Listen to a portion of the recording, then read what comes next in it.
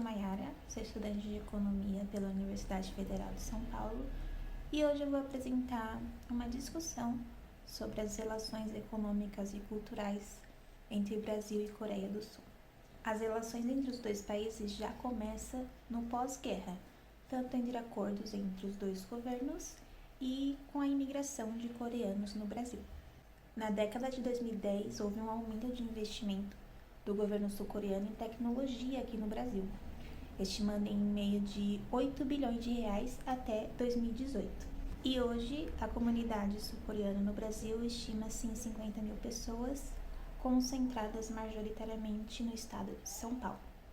Antes de entrarmos na relação de entretenimento, é preciso entender que ambos os países possuem grande potencial e riqueza nas suas produções, evidenciando riqueza e criatividade. Sempre bom lembrar que cada país tem a sua forma de se expressar culturalmente. Hoje, o leste asiático está sendo reconhecido por suas superproduções e grandes feitos do entretenimento, como grupos de música e teatro. O governo sul-coreano adotou estratégias eficazes para promover no exterior o seu conteúdo de cultura e entretenimento, e principalmente audiovisual. E a gente vai discutir isso também. Já o Brasil, no ramo do entretenimento, ele é mais forte na música. Nós somos o país que mais consome a própria música, mas ainda estamos muito abaixo no ranking de premiações internacionais. Já o audiovisual, que é o tema desse projeto, o Brasil ainda é fraco, consumindo apenas em maior escala as telenovelas nos canais de TV aberta. E ao contrário do que muitos pensam, as telenovelas brasileiras são muito bem reconhecidas e são muito consideradas umas superproduções no exterior também, principalmente nos países com a mesma língua e, uma curiosidade, países de cultura árabe que também assistem às nossas telenovelas. No entanto, em comparação com os dramas coreanos, as nossas telenovelas ficam abaixo da procura do público. E com isso, enfrenta barreiras de internacionalização. E uma das principais barreiras é a nossa língua. A predominância da língua portuguesa pode ser uma barreira para não lusófonos, pois muitos estrangeiros afirmam que o som do nosso português é um som cantado, eles escutam a nossa língua sendo como uma música de fundo, o que não acontece com o idioma coreano.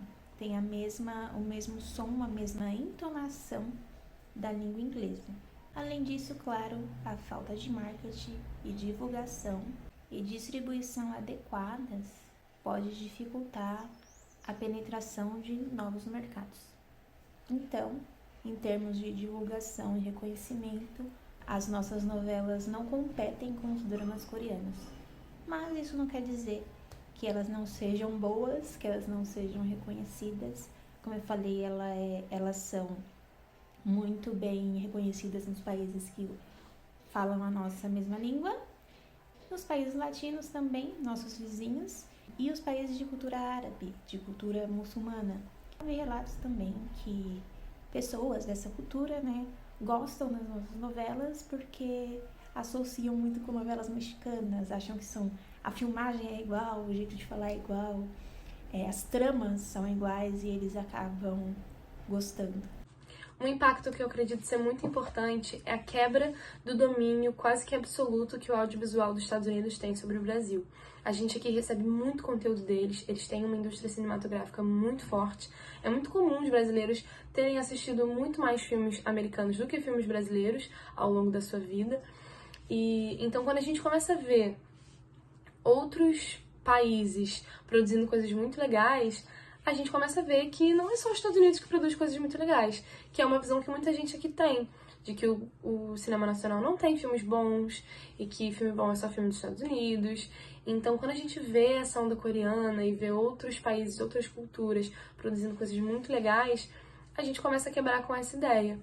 E uma coisa muito importante também é a gente olhar para o caso da Coreia do Sul e aprender com eles, como que eles chegaram até lá. E eles começaram a investir muito pesado em cultura justamente para quebrar com esse domínio estadunidense que eles tinham lá na Coreia do Sul. Então, nos anos 90, quando lançou Jurassic Park, em 93, durante 3 meses, esse foi o único filme exibido em todas as salas de cinema da Coreia do Sul. E foi aí que o governo olhou e falou, não, a gente precisa fazer alguma coisa. E a partir daí eles começaram a investir muito pesado em cultura, em cinema, audiovisual, em música, o K-pop. E hoje em dia eles estão colhendo os frutos. Então isso também impacta a gente quando a gente olha para eles e copia o que deu certo. Então, por exemplo, a cota de telas que eles colocaram, né, nos anos 90, que é essa cota para que sempre tenha filmes nacionais sendo exibidos e produções nacionais na televisão, é uma coisa que a gente também instaurou aqui nos anos 10, e aí a gente vai aprendendo e vai melhorando nossa indústria, né? E eu acho também que é muito importante o impacto artístico e narrativo que essa emergência tem, né? Porque, por exemplo, esse debate sobre a questão do racismo contra pessoas amarelas é um debate que também cresceu junto com essa onda coreana, junto com essa onda das culturas asiáticas. Então, assim, nós somos o país que tem a maior diáspora japonesa, por exemplo, e esse não era um debate que existia. Então, assim, isso também influencia, né? E agora a gente tem esse ano, em 2024, a gente tem o único curta nacional em Cannes, é o curta Amarela, que fala sobre uma menina de ascendência asiática. E então, assim, ter chegado nesses lugares, ter chegado nesses debates, também é impactado, óbvio, por tudo isso que está acontecendo no mundo. E também é claro, né, a gente assistindo coisas de outros países, de outras culturas, a gente enriquece a nossa própria visão artística. Então, a Coreia do Sul, ela tem questões culturais muito diferentes da nossa. E isso é traduzido pro audiovisual. Ao mesmo tempo que, em algumas coisas, eles são muito parecidos. Então, a gente consegue se identificar, ao mesmo tempo que a gente consegue aprender sobre um mundo completamente novo. E é claro que isso influencia a forma como a gente vê o mundo e, claro, que isso se traduz para como a gente produz arte. Então, como aprender? Quais foram as políticas eficazes que o governo sul-coreano implantou para a divulgação dos seus projetos audiovisuais? Bom, eles criaram suas próprias premiações, seus próprios dados de pesquisa e um alto investimento interno de divulgação das suas produções. Ou seja, além das produções se tornarem notícias no país, além da criatividade, além das histórias cativantes, personagens bem desenvolvidos e de alta qualidade. No Brasil, embora a gente tenha um potencial significativo, o crescimento econômico no setor é limitado por falta de investimento, instabilidade econômica, falta de políticas públicas, falta de infraestrutura, burocracia e, claro, não por último, mas não menos importante, o preconceito da própria população com o nosso cinema nacional. Essa última é uma questão mais voltada para a política. A população tende a crer que investir em cinema é um desperdício de dinheiro público, aquela famosa polêmica da Lei Rouanet. Mas o objetivo da lei é um incentivo à cultura e evolução social do nosso país. Conseguiu esse feito. Então, por que a gente ainda assim tem preconceito? E ainda sobre política, a mais nova lei vai implementar com os investimentos do cinema é a Lei Paulo Gustavo. Nela, diz que os fazedores de cultura terão acesso a valores por meio de editais, chamamentos públicos, aquisição de bens e serviços e outras formas de seleção pública simplificada fornecidas pelo Estado ou pelo município. O Ministério da Cultura não fará repasse direto aos fazedores. Todos os federativos terão acesso ao recurso, desde que solicitem e cadastrem o plano de ação da produção na plataforma Transferigov. Então, vale cobrar a prefeitura, o seu estado, se essa lei está sendo aplicada em todos os afazeres de cultura, como cinema, além do cinema, teatro, exposições, museus, shows e etc. Então, adotando essa estratégia coordenada, o Brasil pode ter um reconhecimento internacional com as suas produções audiovisuais. Outro exemplo é a mais nova lei que foi sancionada dia 16 de janeiro desse ano, que é a chamada popularmente cotas do audiovisual, que reinstitui obrigatoriamente até 2038 produções nacionais do cinema, TV paga e streaming. O cinema já possui essa cota. Cabe hoje à Agência Nacional do Cinema, a Ancine, definir anualmente a quantidade mínima de produções a serem exibidas, levando em conta a diversidade nacional e universalização do acesso. O descumprimento dessa medida pode levar a multas exorbitantes, correspondentes ao valor da produção cinematográfica. Para os canais fechados estrangeiros, é obrigatório exibir no mínimo 3 horas e 30 minutos por semana de produções brasileiras em horário nobre, e esse horário nobre é entre as 18 horas e a meia-noite. Desse total, pelo menos 1 hora e 15 minutos devem ser produções realizadas pela própria produtora ou de produtora independente voltada ao conteúdo nacional. Já os canais fechados brasileiros, a lei determina que seja exibida 12 horas diárias de conteúdo nacional, feito por alguma produtora local. E dessas 12 horas, 3 devem ser obrigatoriamente vinculadas ao mesmo horário nobre. Para o streaming, o mesmo vale aos canais fechados. Porém, haverá a cobrança da Contribuição de Desenvolvimento da Indústria Cinematográfica Nacional, a Condecine. A cota de tela para streaming é muito importante. Nós somos o segundo país que mais consome streaming e é muito importante ter isso regularizado. Quando surgem novas mídias, precisam surgir novas políticas para regulamentar essas novas mídias e a gente acabar não sendo prejudicado. Principalmente porque a maioria dos streamings são de empresas de fora do Brasil. Então a gente não pode acabar, né, se prejudicando para ajudar eles. Então, assim, precisa haver sim, mas precisa haver com cuidado. A questão do... Quando um streaming, se você coloca que um streaming precisa ter conteúdo produzido no Brasil, né? O conteúdo pode ser produzido no Brasil, mas não quer dizer que ele vai ser dos brasileiros. Porque se a Netflix produz um conteúdo, mesmo que o roteiro seja de um brasileiro, a direção seja de um brasileiro, os atores sejam brasileiros, o produtor é o dono do filme. Então, se a Netflix é o dono do filme, o filme não é de uma empresa brasileira, não é de pessoas brasileiras. É lá de fora. E aí, eles podem fazer o que eles quiserem com o filme. Eles podem tirar o filme da plataforma quando eles quiserem. E a gente não tem mais acesso a ele. Então, e assim, eu acredito que sim, os streams têm que produzir coisas aqui, mas não se limitar a isso. Ter também no seu catálogo filmes que foram produzidos por brasileiros de fato, produtoras brasileiras que vão ter a maioria, pelo menos a maior parte dos direitos. Então, né, a gente não pode só abrir as portas para eles lucrarem com a gente e a gente não ganhar com o que a gente mesmo está fazendo, o que a gente mesmo está produzindo e consumindo. Então, isso é muito importante. A contribuição para a Condecine também, Condecine que é essa contribuição que todos os setores do audiovisual fazem para o impulsionamento do setor. Então, todos os setores do audiovisual contribuem, uma parte dos lucros vai para a Condecine. E, por exemplo, nessa PL que foi aprovada esse ano, sobre isso, sobre a cota de telas, tinha essa questão de abrir brecha para que os filmes e os produtos exibidos nessas plataformas não fossem brasileiros de fato.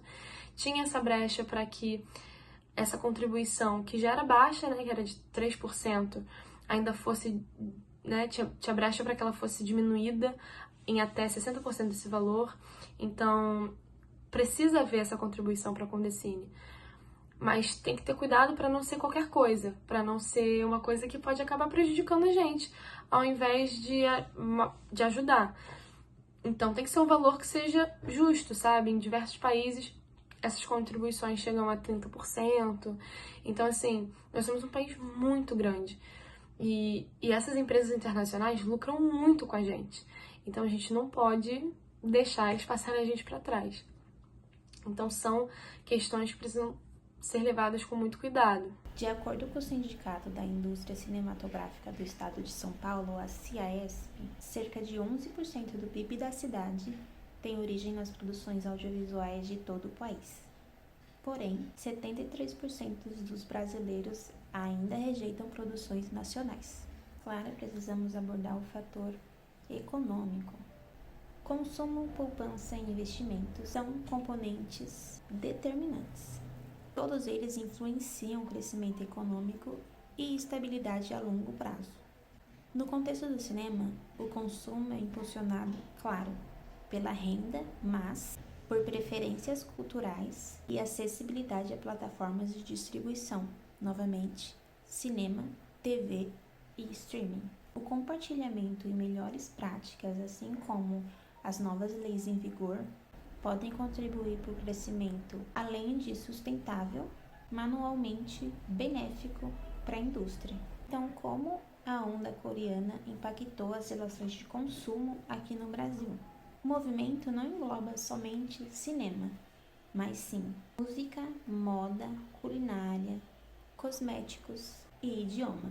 Atualmente, os nomes da cultura pop coreana na música é o BTS, no cinema é o filme vencedor do Oscar Parasita e no streaming é a série de grande sucesso mundial Round 6.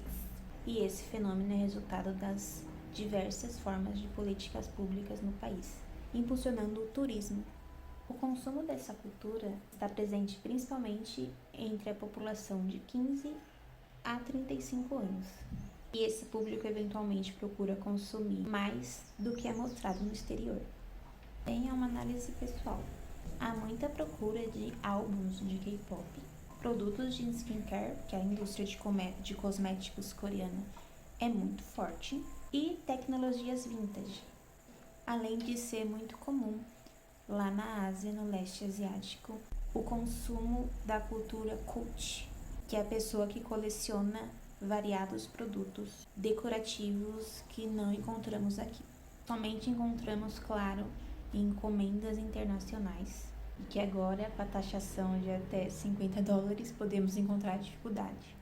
Mas, não trocando muito de assunto, é um consumo específico para públicos específicos, porém, esse público específico é muito grande. E empresas propagandeadas desses produtos não são daqui, por isso pode ser frustrante não encontrar aqui no nosso mercado por taxação, por imposto, falta de interesse das empresas daqui em trazer os produtos muito procurado por quem consome a cultura coreana. Enfim, há uma falta de interesse no investimento desse mercado. A poupança, no contexto do mercado cinematográfico, pode ser vista como um recurso que produtores e investidores reservam para produções no futuro. Como falei, a falta de marketing e infraestrutura é um dos principais vilões para o impulsionamento do nosso audiovisual. Então, seria um alocamento de capital no investimento de distribuição, marketing e infraestrutura. Essa infraestrutura, além de cenários para produções, é claro, material de produção, como câmera, iluminação, set de filmagens, microfone, ferramentas para manutenção dos equipamentos e etc. Além dos problemas econômicos, a rejeição do público para com o cinema nacional refere muito à falta de diversidade nas telas. Nós dependemos de um público fiel e crescente. As nossas produções estão muito centradas em produzir algo relacionado ao dia a dia do brasileiro. No caso, a maioria da população está cansada de ver repetições nas telas, por isso consome mais produções internacionais, que são mais diversificadas. Por exemplo, em temas de aventura, ação, magia, histórias paralelas, vidas passadas, como são muitos programas coreanos. E os nossos estão refletidos mais em violência urbana, investigações que são mais presentes dentro do nosso país. Claro, é impulsionado a produzir esses temas, mas o público procura algo diferente.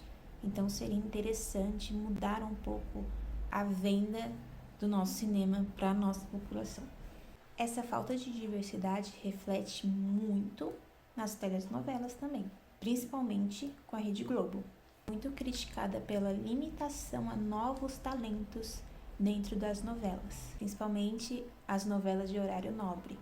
Mesmo que há uma diversidade de novos talentos em novelas das 6 ou das 7, por exemplo, os temas das novelas onde existem novos rostos não são de agrado do público.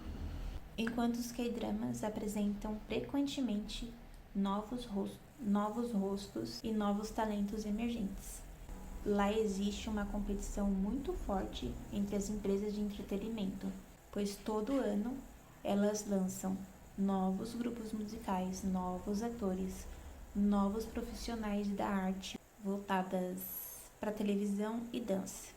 Então é essencial destacar qualidade e originalidade, porque a falta desse conteúdo, para além de não atrair espectadores nacionais, acaba não atraindo o internacional. Adotar um modelo semelhante à Coreia do Sul seria crucial para a indústria brasileira. Nós tínhamos um projeto parecido com esse na Malhação, onde era mostrado sim novos talentos intercalando com outros profissionais. Porém, já não existe mais a Malhação e esses novos rostos ficam limitados a teatros e produções independentes na internet. A concentração de oportunidades em pequenos grupos de artistas pode criar uma hierarquia dentro da indústria, onde os atores estabelecidos recebem mais visibilidade e oportunidade de carreira em comparação aos novos talentos. Então isso acaba desencorajando os novos atores e atrizes a prosseguir na carreira, então acaba contribuindo com a falta de renovação no nosso audiovisual. Tem que sempre haver um equilíbrio, né? Esses talentos mais consolidados, eles vão trazer consigo um público mais consolidado também, então isso obviamente ajuda a produção, mas é claro que precisa haver espaço para os novos talentos surgirem. E eu acho que o que ajuda muito essa questão é realmente ter diversas produções, diversos produtores e diversas oportunidades.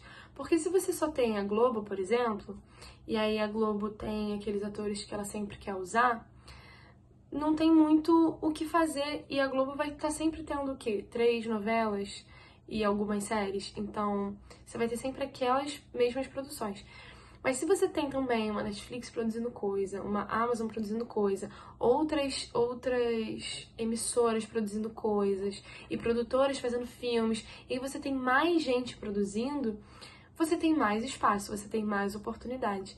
Então, eu acredito que a solução para isso é realmente abrir espaço para novas produções. E aí, consequentemente, você vai abrir espaço para novos talentos. Tanto novos talentos atores, como novos talentos roteiristas, editores, diretores de arte, todos os tipos de talento. Então, quando a gente fortifica o nosso audiovisual e a gente abre oportunidades e novas produções, a gente ajuda todos os setores do audiovisual. E eu acredito que esse é o caminho. O projeto adotado pela Coreia do Sul e pelas indústrias de entretenimento dentro do país é chamado de Projeto Trainee, onde quem quer seguir carreira artística passa por diversas provas, inclui atuação, canto e dança. Aquele que se destacar melhor acaba sendo debutado. Então, por isso, todo ano há novos rostos na televisão, na música e no teatro. Acredito que sim, as oportunidades estão crescendo, as oportunidades para novos talentos. De uma maneira geral, nós estamos tendo a retomada cultural, pós-pandemia, pós-governo Bolsonaro. Então, novos editais saindo, antigos editais que não saíam mais voltando a sair. Então, estamos tendo oportunidades para todos os setores e todos os setores culturais, música, artes visuais, audiovisual. E hoje em dia a gente tem o advento da internet, que a internet, por um lado, tem seus malefícios, mas por outro tem seus benefícios, e um deles é fazer a informação correr com mais facilidade. Então, hoje em dia, você consegue, saber de um edital por um anúncio no Instagram. E você consegue, por exemplo, os atores conseguem... tem um elenco digital, por exemplo, que é um site onde todos os atores fazem um cadastro e vários produtores de elenco, diretores de elenco, fazem pesquisa de elenco lá e selecionam através desse site o seu elenco. Então, assim, 15 anos atrás isso seria inimaginável. Era muito mais difícil você saber o que fazer para trabalhar com audiovisual, para trabalhar com arte. E hoje em dia você joga no Google, é tudo muito mais fácil. Então, na questão de novos talentos de atores, né, nessa parte especificamente, falando um pouquinho de cada setor, você tem, por exemplo, o teatro é um meio onde você não consegue fazer teste, né? Você não consegue fazer teste para uma peça de teatro, o que é uma pena, mas pelo menos o teatro é mais fácil de produzir. Então, para atores que, né, querem fazer teatro, é muito mais fácil você conseguir se juntar com seus amigos, escrever uma peça e conseguir um edital no teatro, do que, por exemplo, no cinema, que é muito mais caro. E, consequentemente, para todos os profissionais do teatro também acaba sendo mais fácil, porque o teatro, ele tem mais essa abertura, né, para novos talentos e para produções, né? As produções são, muitas vezes, o teatro de prosa, né? Teatro musical costuma ser mais grandioso. E o teatro musical, por outro lado, é muito mais difícil você produzir o seu teatro quando ele é um musical, porque isso, ele é muito caro. E enfim, banda, microfone, é tudo muito mais caro. Mas para os atores é mais fácil de você ter acesso, porque o teatro musical é um meio onde eles fazem audição. Eles anunciam que vão fazer audição para todo mundo que quiser mandar material. Então é mais fácil entrar no meio dessa forma, né? Tem muita gente que entra pelo teatro musical justamente por conta disso. E aí você tem a dublagem, que é um meio que também tá muito mais receptivo para novos talentos, até porque você tem muitos estúdios e muitos clientes. Por exemplo, a Multishow mandou um reality show para ser dublado. E aí eles costumam não querer que as vozes se repitam. Então eles precisam sempre de novos talentos. Então acabou de dublar esse reality show, o próximo, essas pessoas não vão poder dublar. Então você vai ter que chamar novas pessoas. Então o mercado acaba sendo mais receptivo para novos talentos por conta disso. E aí você tem o streaming. Os streamings estão crescendo muito dos últimos anos para cá.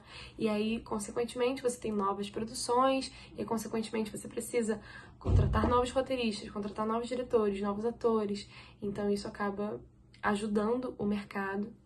E consequentemente, a televisão acaba sendo mais receptivo a novos talentos por conta disso. Porque se você tem mais peças sendo feitas, você tem mais teatro musical sendo feito, você tem mais streaming sendo feito, você acaba tendo mais... As pessoas, os produtores de elenco, diretores de elenco da TV, vão conseguir enxergar mais pessoas produzindo coisas, atores atuando, e diretores dirigindo, e roteiristas roteirizando. Então, como fortalecer mutualmente a colaboração entre os dois países?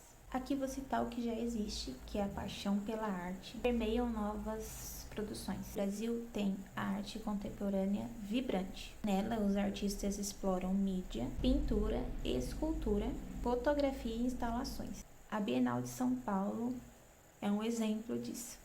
Já a Coreia tem arte contemporânea fluorescente, que combinam temas sociais, políticos e culturais. Cerâmica e tradição.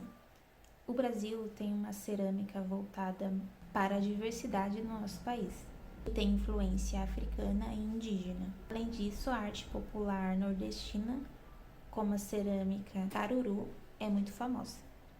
Já a Coreia tem história de 6 séculos, que é voltada principalmente para a era feudal e é muito valorizada. Então, esse investimento na indústria criativa pode impulsionar o crescimento econômico. Existem também colaborações amadoras de baixa visibilidade que pode impulsionar o mercado criativo. Os fóruns de comunidade online dedicados ao audiovisual e editoras onde profissionais e amadores compartilham conteúdo via Reddit, Filmwright Community e Spirit Fanfic. Além de no Film School, tem sessões dedicadas a discussões sobre cinema e produção de vídeo. É importante também estar por dentro dos projetos das universidades e escolas de arte. Eles fornecem palestras e eventos relacionados dos próprios alunos.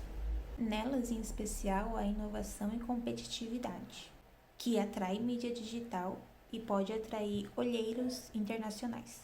Mídias digitais essas, as comunidades de atuação, que pode estar relacionada ao TikTok e ao Instagram, onde a gente pode ver muitos vídeos de humoristas, comediantes inventando cenas, criando diálogos divertidos para promover algum tipo de conteúdo ou alguma marca.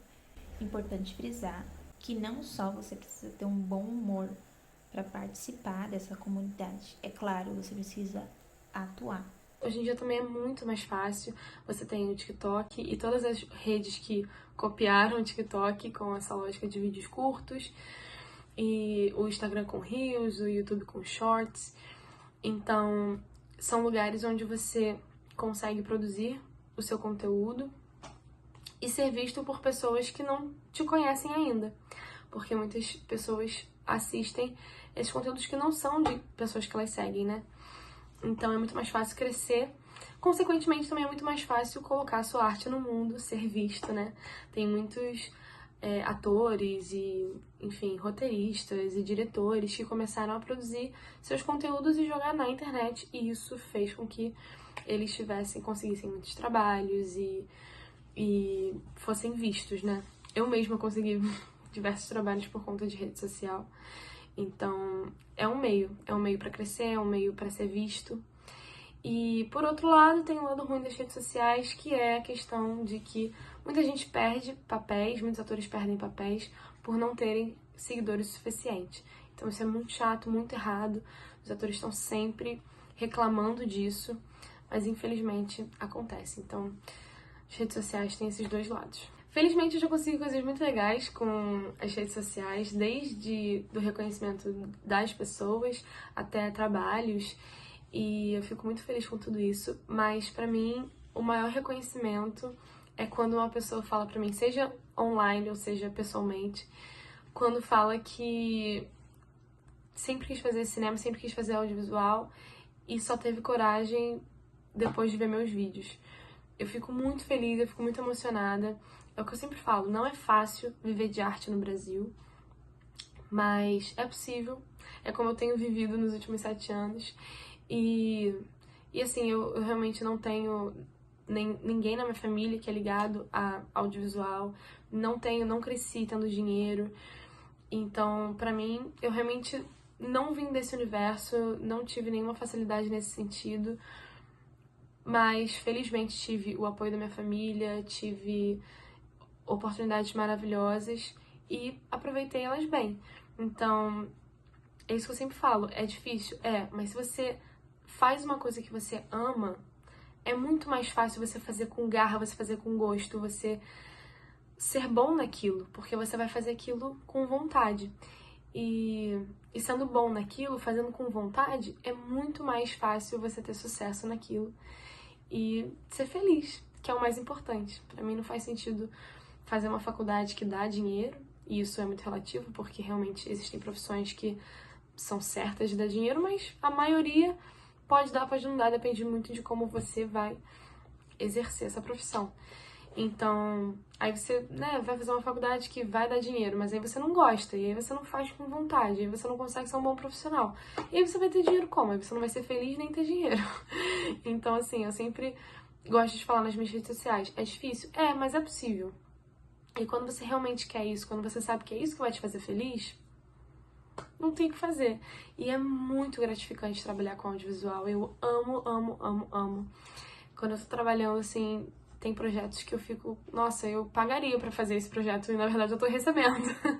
Então é uma felicidade que não se paga com de nenhuma outra forma.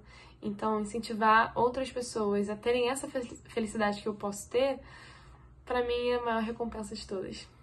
E o desenvolvimento da indústria criativa atrai principalmente turismo, com festivais, que é o caso do nosso carnaval, e exposições e outros eventos culturais. O desenvolvimento de setores conexos à cultura pode gerar também uma grande procura internacional. Por exemplo, na Coreia e na Índia é investido o entretenimento, o cinema. A Índia também é muito reconhecida com o cinema de Bollywood, onde existe uma indústria muito abundante em produções audiovisuais e atores e atrizes. A Itália influenciou o mercado da moda, principalmente no mercado de luxo. E os Estados Unidos lidera o entretenimento digital e software, com as inovações vindas do Vale do Silício. Nosso carro-chefe em economia aqui no Brasil é o agro. Então seria curioso criar um paralelo com a nossa maior produção.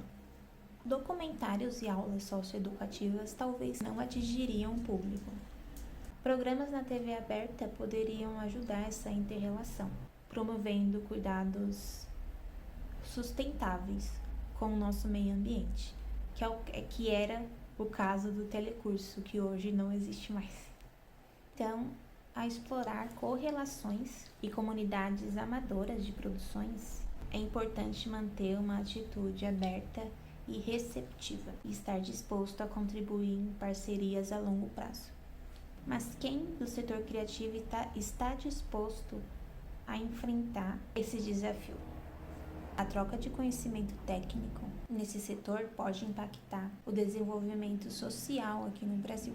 Documentários como O Nosso Planeta e produções que retratam a Amazônia ou outra região rica em biodiversidade pode educar tanto o público local como o internacional sobre a importância de conservação do meio ambiente, adotando, claro, práticas sustentáveis no set de filmagens. Mas por hora, ainda é muito grande as propagandas dentro das telenovelas. Porém, em proteção ao meio ambiente ou outras formas sociais de educação à sociedade, ainda é baixo. É mais voltados para propagandas de produtos. Aqui eu faço uma crítica de como é feito esse tipo de propaganda dentro da nossa dramaturgia. É muito genérico e ao mesmo tempo muito invasivo. Não é natural da atuação promover o produto ou inovação social. É nitidamente algo vendido na cena.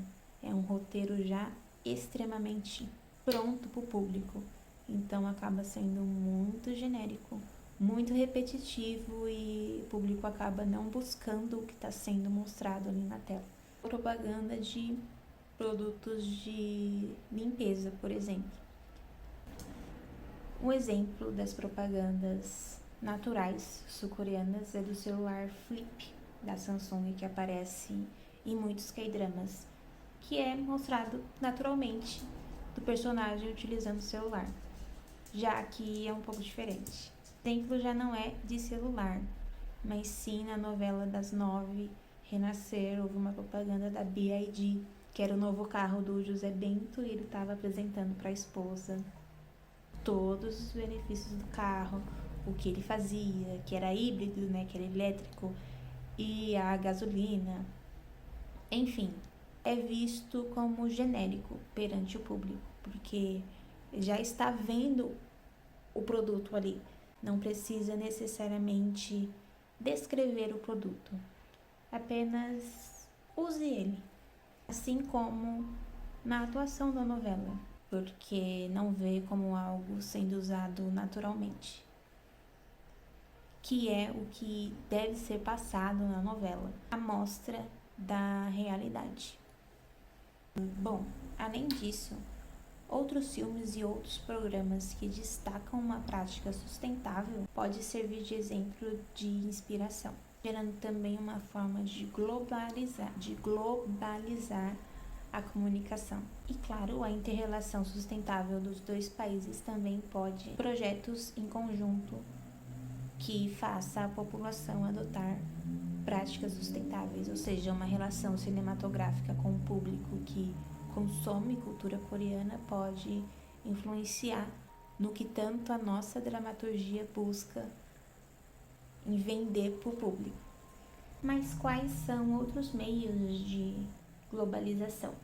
Bom, a música coreana também é muito grande aqui no Brasil, então festivais podem ser trazidos para cá. Um deles é o K-Expo Brasil, e outro importante que ainda não veio para cá é o KCON, que é um festival de shows onde vários artistas e vários grupos compartilham suas músicas e experiências culturais. Bom, em suma, a crescente popularidade dos dramas aqui no Brasil, da cultura coreana aqui no Brasil, impulsiona a economia criativa e criação de novos negócios, principalmente os negócios amadores. Então, fica a dica para a colaboração de empresas de entretenimento de ambos os países para a inovação e a expansão do mercado internacional, como a nossa dramaturgia ser reconhecida nos países norte do mundo e a dramaturgia, quem sabe, coreana ser mais abraçada nos países da nossa língua. Mas primeiro, claro, o Brasil precisa expandir nacionalmente as suas atividades de cultura. Um exemplo de um país vizinho nosso que fez isso é a Colômbia, que promoveu muito a literatura no país. Lá é sediado o Festival Internacional de Poesia. E todo ano, poetas internacionais se reúnem para celebrar a literatura, poesia e promover o entendimento intercultural. E claro, o festival atrai muitos turistas e tem um grande impacto econômico. Seria importante não nos limitarmos somente ao carnaval, mas sim promover nossos outros festivais. Um exemplo, um festival que acontece aqui em São Paulo, que é o Festival da Virada Cultural. Atrai muitos turistas do Brasil, porém o turismo internacional ainda é baixo. Não chega nem mesmo a 2% da procura do turismo internacional no nosso Festival de Cultura aqui em São Paulo. Espero que tenham gostado dessa discussão. Vale a pena levar para frente, vale a pena debater na sua escola, na sua faculdade, no seu trabalho. Procurar novos projetos, não só no streaming, mas na prefeitura da sua cidade. E claro, estar por dentro politicamente das promoções de cultura aqui no país. Claro, tem indícios de cultura coreana aqui, ó. Isso aqui é um light stick, é do grupo de K-pop Stray Kids. E este aqui é o IN do Stray Kids também, da Tchau IN. Espero que vocês tenham gostado da discussão. Quem sabe até a próxima. Um beijo. Tchau.